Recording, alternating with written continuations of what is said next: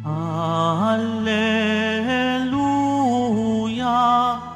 Alleluia, Alleluia, Alleluia.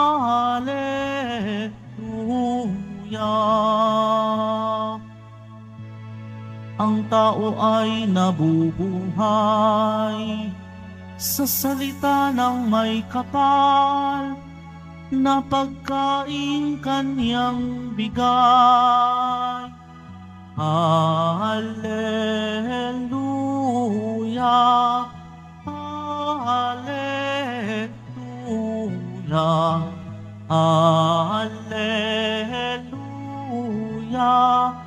Alleluia.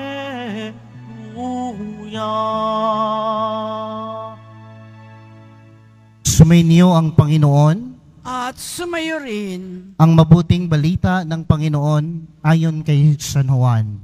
Papuri sa iyo, Panginoon. Kinabukas ay nakita ng mga taong nanatili sa ibayo ng lawa na naroon pa ang isang bangka. Alam nilang si Jesus ay hindi kasama ng mga alagad, sapagkat ang mga ito lamang ang sumakay sa bangka at umalis. Dumating naman ang ilang bangka galing sa Tiberias at sumadsad sa lugar na malapit sa kinainan nila ng tinapay matapos magpasalamat ang Panginoon. Ngunit nakita ng mga tao na wala na roon si Jesus ni ang kanyang mga alagad. Sila'y sumakay sa mga bangka at pupunta rin sa Capernaum upang hanapin si Jesus. Nakita nila si Jesus sa ibayo ng lawa at kanilang tinanong, Rabay, kailan pa kayo rito?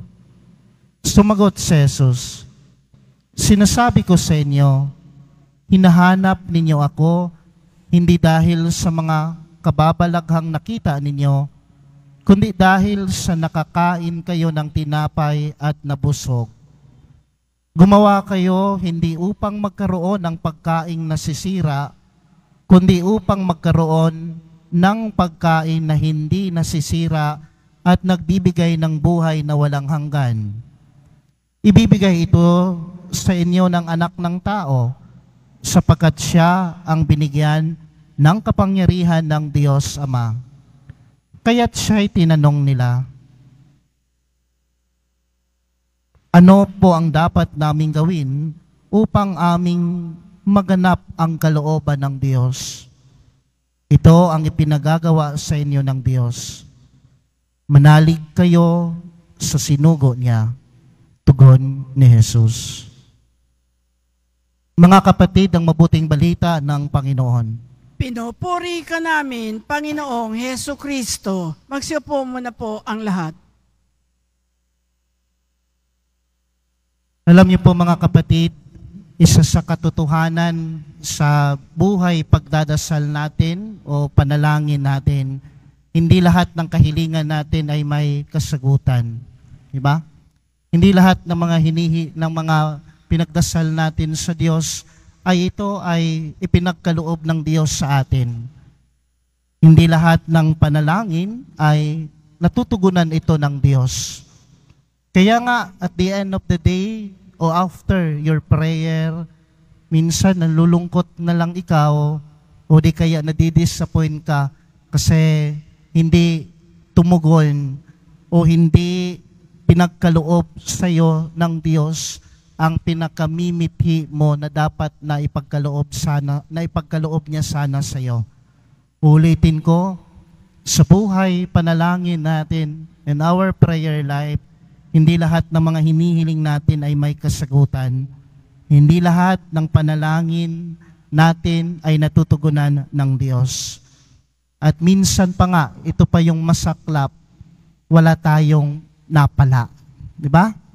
We keep on praying sa panalangin ng bayan. Panginoon, parati naman akong nagsisimba.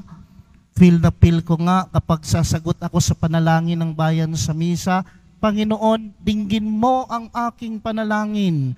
Panginoon, dinggin mo ang aming panalangin. Pero minsan, sabi ko nga sa inyo, wala din tayong napala. Diba? Kaya isa itong mahalagang tanong habang pinagninilayan ko ang ating ebanghelyo ngayon. In the midst na wala tayong napala, will you still love the Lord? Yung bang hindi naman sinagot ng Diyos ang aking panalangin, mamahalin mo pa ba ang Diyos? Yung wala kang napala, will you still follow Him? Susunod ka pa ba sa Diyos dahil wala kang napala? Or will you still a faithful devotee sa ating mahal na pong Jesus Nazareno? Pupunta ka pa bang Quiapo? Pupunta ka pa bang First Friday? Quiapo Day? O di kaya annually, yearly, mag-a-attend ka pa ba ng translasyon? Di ba wala ka namang napala? Di ba napaka-challenge? Di ba? Na-question, ako din sa sarili ko, tinatanong ko din yan. Kung wala akong napala sa aking panalangin, magpapatuloy pa ba ako na mahalin ang Diyos? Magpapatuloy pa ba ako na sumunod sa Diyos? Sa ating ebanghelyo ngayon, bakit sumunod ang mga tao kay Jesus? Napakaraming tao kay Jesus sapagkat meron silang napala. Sabi pa nga ng ating Panginoon, sumunod kayo sa akin, hindi dahil sa mga kababalaghan o milagrong ginawa ko sa inyo, kundi sumunod kayo sa akin dahil nabusog kayo sa tinapay. Ibig sabihin, may napala sila. May binigay ang Panginoon sa kanila. Hindi kaya dininig ng Diyos ang panalangin na sila ay gutom, spiritual or physical. Kaya nga, sa aking pagninilay, babaliktarin natin ang gospel. Paano kung isa ka sa mga tao dito sa ebanghelyo kaya nawala ka ding napala? Susunod ka pa ba sa ating Panginoon? Ulit, mamahalin mo pa ba siya? Magsisimba ka pa ba? Mananalangin ka pa ba? O di kaya magpapatuloy ka pa ba nag-iisang mabuting mananampalataya at ipagpapatuloy mo pa ba ang pananalig mo sa Diyos kung wala ka namang napala sa iyong panalangin? Siguro karamihan sa sagot natin, our answer is yes. Bakit? Sapagkat, Father, klaro, at the end of our gospel, sinabi ng Panginoon, ito ang ipagagawa sa inyo ng Diyos. Manalig kayo sa kalooban ng Diyos.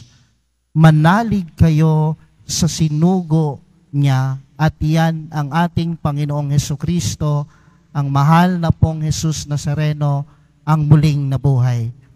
Ganon din ang sinabi ng ating salmong tugunan, mapalad ang sumusunod sa utos ng buong Diyos. Kaya kahit na wala tayong napala, alam naman natin na sa panalangin natin, alam ko na kung hindi man ibinigay ito ng Diyos sa akin, ay alam niya kasi kung ano yung sapat, ano yung dapat, at ano yung nararapat na para sa akin. Minsan kasi, baka feel lang natin, pakiramdam lang natin, gustong-gusto natin itong mga bagay na ito, pero nakakasira pala ito sa atin. Kaya minsan, iba ang ibinigay ng Diyos sa atin. Mahirap intindihin ang kalooban ng Diyos, pero sa ating ebanghelyo, sinabihan tayo ni Jesus na kahit man sa panalangin natin ay wala tayong napala, basta manalig ka lang sa kalooban ng Diyos. Uulitin ko, that at the end of our prayer, na kahit na wala tayong napala at hindi tumugon ang Diyos sa panalangin natin, basta manalig ka lang sa kalooban ng Diyos. Manampalataya ka lang sa kalooban ng Diyos. magmahal ka lang sa Diyos, mahalin muling siya. At alam kasi niya kung ano yung sapat, ano yung dapat, at ano ang nararapat na para sa iyo.